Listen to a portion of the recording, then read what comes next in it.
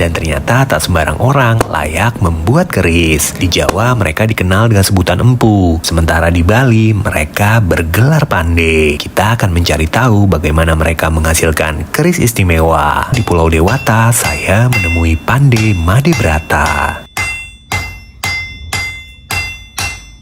Namanya berkarya ya, setiap karya seni apapun termasuk keris itu tentu memerlukan fokus yang tingkat fokus yang lebih tinggi ya. Jadi dalam hal ini ada konsep puasa dan semedi atau apa dan sebagainya, itu sebenarnya bisa kita logikakan. Jadi yang disebut puasa itu seperti apa sih? Saya logikakan begitu. Jadi misalkan ketika saya nempas, saya tidak minum, tidak makan, itu mungkin saya tidak bisa, dehidrasi saya nanti gitu. Tapi yang saya logikakan dalam puasa itu adalah bagaimana kita bisa memusatkan pikiran, tidak tergoda oleh hal-hal yang lain, kita fokus dalam berkarya. Itu yang saya logikakan seperti itu. Termasuk juga mencari inspirasi, harus diapakan besi ini, dikombin seperti apa dan lain sebagainya. Itu pemikiran-pemikiran konsep yang seperti itu yang saya berusaha mengilmiahkan atau melogikakan dari konsep puasa dan semedi atau apa yang lainnya. Jadi seperti itu. Di dalam proses pembuatan, karena ini berkaitan dengan api ya, jadi panas dan lain sebagainya, tentu fokus itu penting. Jadi kenapa ketika berkarya saya tidak bisa diajak ngobrol, kenapa saya tidak bisa diajak untuk memikirkan hal yang lain, karena saya membutuhkan fokus. Kalau ini fokus nggak bisa fokus, berarti saya tidak akan bisa berkarya. Jadi segala sesuatu itu dalam proses pembuatan keris itu membutuhkan fokus yang sangat tinggi. Apalagi berkaitan dengan api, salah sedikit kita yang kena api dan lain sebagainya seperti itu. Ini saya di Prapen Angandring Bali yang mungkin berbeda dengan prapen-prapen yang lain atau basalian-basalian yang lain. Saya menggunakan areng bambu. Mungkin teman-teman yang lain, para empu-empu senior-senior saya, yang terutama yang di Jawa, di Bali, mungkin kebanyakan menggunakan areng kayu, jati lah apa. Tapi saya menggunakan areng bambu. Kenapa? Karena satu, alasan saya ingin memberdayakan pengrajin areng bambu yang ada di Bali. Karena kami di Bali itu cenderung lebih banyak memiliki pohon bambu ketimbang jati. Jadi kebetulan di Bali banyak pengrajin areng bambu, jadi saya berusaha memberdayakan itu secara ekonomi. Kedua, secara teknis areng bambu ini tingkat kepanasnya jauh lebih tinggi. Cuman memang dia cepat habis.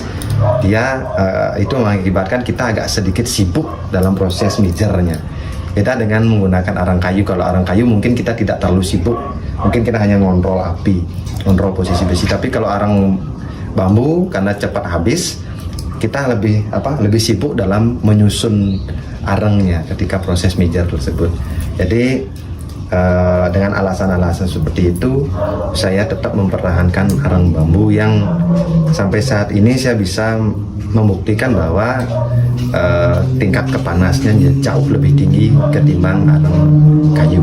Di dalam keris Bali sama saja seperti keris-keris yang ada di luar Bali ya. Jadi bahan utama dari keris itu ada 3 sebenarnya. Jadi ada besi. Besi ini adalah logam dengan tingkat karbon yang rendah. Jadi dia memiliki kelenturan, tetapi tidak mudah patah, tidak tajam.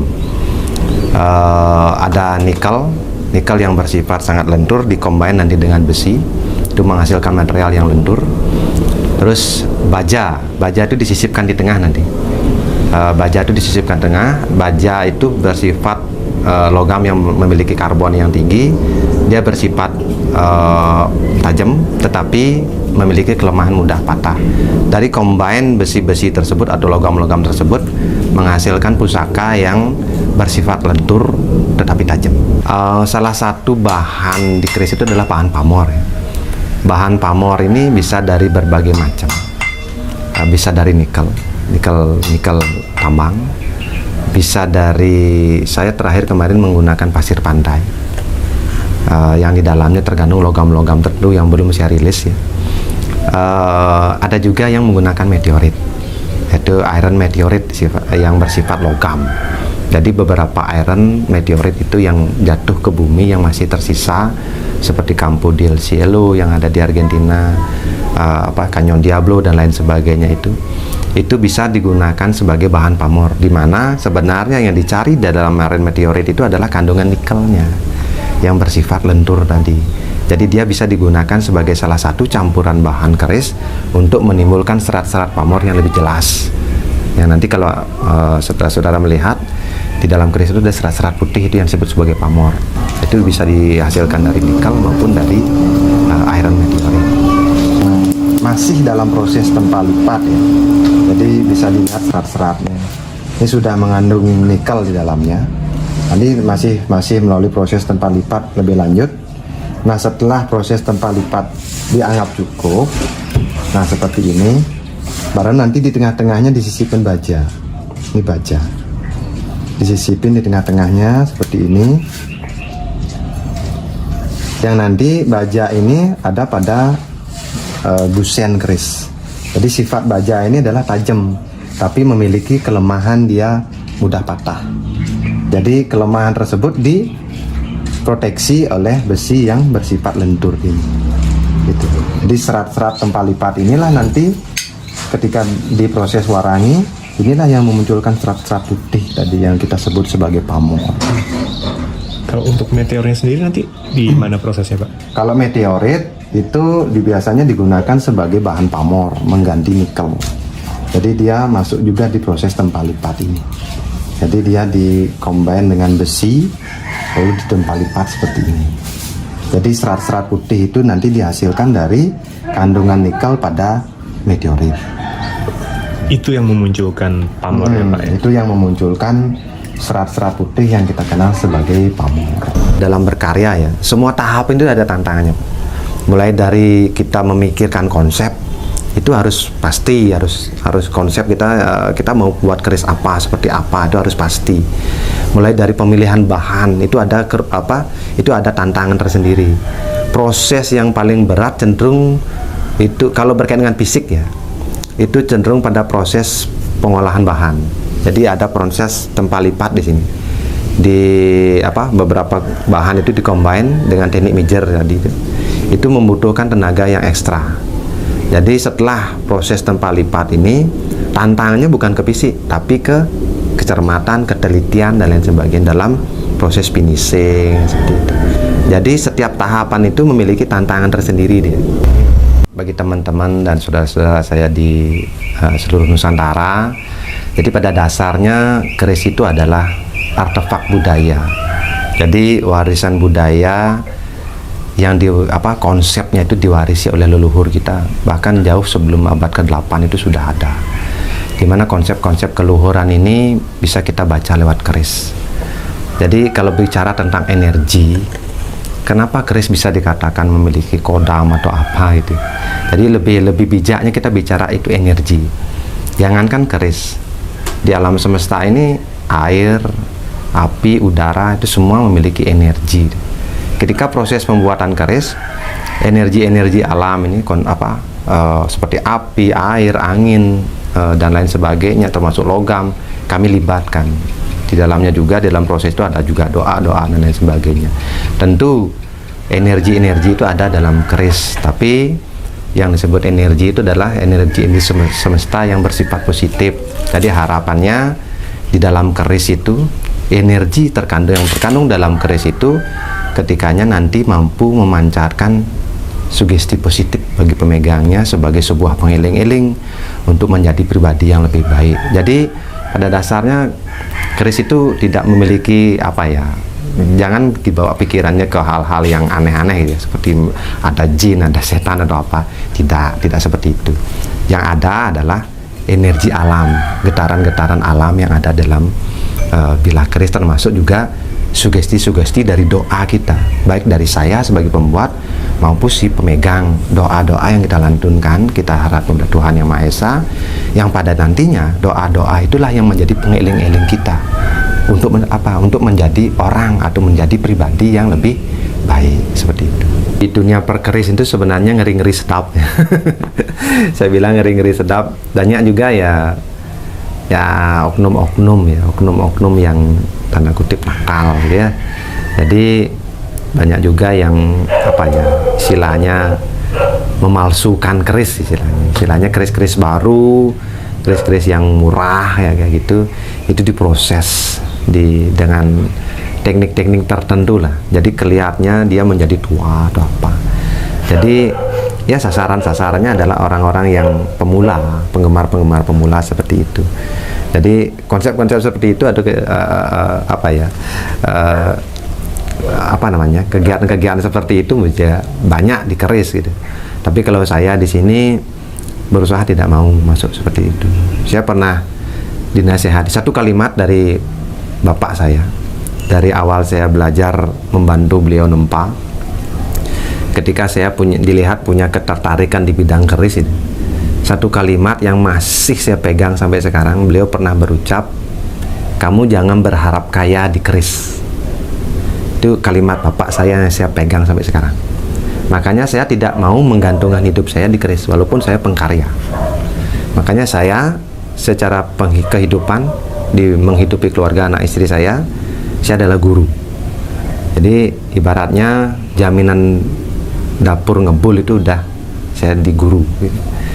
Jadi walaupun sederhana ya maklumi seperti itu. Tapi kalau di keris jangan kalimat bapak saya itu yang membuat saya tidak berani untuk melakukan hal-hal yang tanda kutip curang dalam keris. Karena kalau saya sampai melakukan itu, dan apalagi saya sebagai seorang keturunan pandai, saya akan mengkhianati leluhur saya. Jadi mohon maaf bagi teman-teman yang terbiasa menggunakan trik-trik seperti itu, ayolah kita sama-sama mulai sadarlah, kita cari rezeki yang baik untuk anak istri kita nanti. Kita perlakukan keris dengan layak, jangan hanya kita berpikir uang. Keris ini bersifat universal, jadi dia tidak melihat agama, tidak melihat suku, tidak melihat latar belakang apapun. Siapapun berhak memegang keris, dan cara perawatannya itu sederhana. Keris itu mau tidak mau, keris itu adalah logam, besi. Jadi perawatannya hindari dia dari karat dengan cara ya merawat keris dengan membaluri keris dengan minyak secara berkala. Jadi mohon maaf sedikit saya berikan informasi bagaimana cara perawatan keris yang sederhana ya. Jadi ketika memiliki keris seperti ini, ketika mau diminyaki atau apa, ambil aja tisu dulu, dibersihkan dulu dengan tisu seperti itu, biar nanti kotoran-kotoran debu atau apa biar hilang dulu. Baru nanti dikasih minyak, dibalurinya dengan kuas, jangan pakai tangan. Memegang keris itu jangan pakai tangan, jangan disentuh dengan tangan. Karena apa? Tangan kita ini ada keringatnya, keringat itu bersifat garam ya, jadi dia lebih memicu karat. Jadi gunakanlah kuas yang kecil, dibaluri seperti itu, tapi jangan terlalu banyak. Lalu simpan lagi ke sarungnya. Cukup dengan cara yang sederhana seperti itu, ya bilah bisa terlindung dari karat. Nah, kalau kita bicara tentang keris, kita sebenarnya bisa belajar banyak dari keris. Jadi leluhur kita itu mengajarkan tentang konsep kehidupan dalam keris. Keris ini bukan hanya sebatas benda tajam, bukan hanya sebatas senjata dan lain sebagainya, tetapi ada konsep-konsep luhur yang disampaikan lewat keris ini sendiri. Dari tadi Bapak bisa lihat cara membuka pun kita tidak sembarangan. Dari membuka keris pun itu ada etika. Jadi kenapa sarung diangkat ke atas, kenapa tidak bilah ditarik, itu demi keamanan. Jangan sampai ada teman di sebelah sampai kita melukai. Jadi ketika kita membuat keris atau membuka keris, ada penghormatan yang kita lakukan. Berterima kasih, bentuk apresiasi kita kepada pembuatnya. Itu dari mengeluarkan ke sarung, dari sarung pun itu ada etika. Nah, kalau diperhatikan keris itu dia tidak lurus begitu ya. Dia ada sedikit bengkok gitu. Itu namanya nyondong lele. Di nyondong lele itu di mana konsepnya sebenarnya di mana leluhur kita itu mengajarkan kita tentang kerendahan hati. kerendahan hati. Jadi kita tidak congkak, tidak sombong, tapi rendah hati, bukan rendah diri. Jadi rendah hati seperti itu. Dan kalau diperhatikan mungkin di bagian sini ya, ini namanya gonjo. Kalau di Jawa namanya gonjo. Kalau di Bali itu namanya ganje. Ya, ganje ini bagian yang terlepas dari keris. Ini dia masuk lewat pesi. Nah, jadi gonjo ini memiliki lubang dan di lubang ini masuk lewat pesi. Itu sebenarnya kalau dilihat mirip dengan konsep Linggayoni. Jadi antara ibu dengan bapak. Jadi antara ibu dan bapak atau Linggayoni inilah yang melahirkan kehidupan. Keris ini ibaratkan sebuah kehidupan, di mana kehidupan itu didasari dari yang paling bawah ini namanya bawang sebungkul. Bawang sebungkul ini, tahu bawang kan?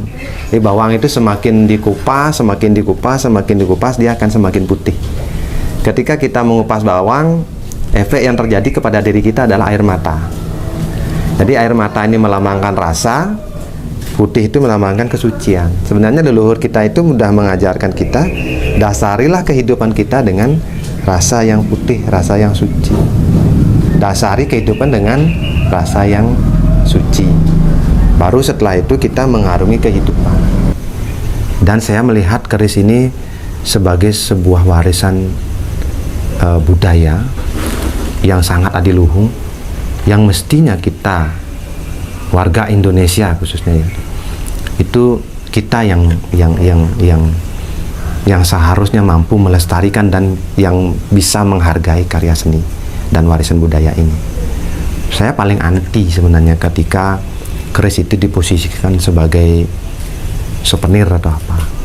Mohon maaf, ini mungkin ini agak sensitif bagi para pejabat-pejabat ketika ada delegasi luar negeri atau apa yang datang ke Indonesia melaksanakan kegiatan apa, biasanya terakhir itu ada souvenir berupa keris atau apa. Mohon maaf, ini pandangan pribadi saya, itu menurut saya kurang tepat. Kenapa? Mau ndak mau, atau bahkan mungkin beberapa orang tidak setuju bahwa keris ini senjata ya. Tetapi mau ndak mau ini adalah senjata. Dan ketika kita menyerahkan senjata kita kepada bangsa lain, apalagi dengan bahasa souvenir ya, ini sangat miris bagi hati saya. Jadi mohon maaf, kalau kita mau mengenalkan budaya kita kepada negara lain, kenapa harus keris kita persembahkan? Bukankah ketika kita menyerahkan senjata berarti kita menyerah? Kenapa kita tidak menggunakan benda yang lain, benda budaya yang lain? Batik misalkan, jauh lebih keren ketika dipakai oleh delegasi. Wayang misalkan, topeng misalkan. Kenapa kita tidak menggunakan benda-benda budaya seperti itu untuk memperkenalkan kepada mereka yang di luar sana? Kenapa harus keris dengan bahasa souvenir gitu? Jadi mohon maaf, mungkin ini bisa menjadi pertimbangan agar kita nantinya bisa memposisikan keris itu seperti apa. Karena kita yang memiliki, ini adalah budaya kita yang harus paham dan kita yang harus menghormati. Seperti itu. Jangan sampai nanti ketika baru diklaim oleh bangsa lain baru kita ribut. Kan lucu gitu. Jadi mohon maaf, ini kalau bisa mohon dipertimbangkan apa yang menjadi pemikiran saya.